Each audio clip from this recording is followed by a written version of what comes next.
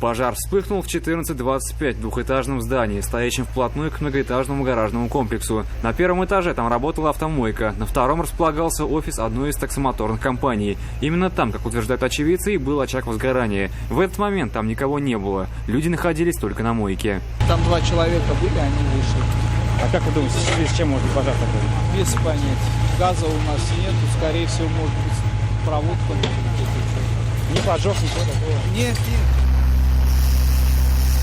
Работники автомойки первыми узнали о возгорании. В пожарную охрану звонили и они, и многочисленные очевидцы. Густой черный дым к тому моменту уже вовсю валил из окон. Резко хлопок и дым. У вас там машины были какие-то или нет? Там на ней была машина внизу. Но ее успели отогнать? То есть там никто не взорвался? С пламенем боролись 32 человека и 14 единиц техники. Огонь успел распространиться на 150 квадратных метров.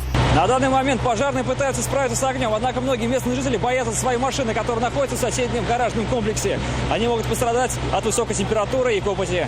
Пожарным потребовалось больше часа, чтобы ликвидировать открытое горение. Причиненный ущерб, как и причину произошедшего, еще только предстоит установить. Айрат Назипов, Наиля Абдуллина, вызов 112.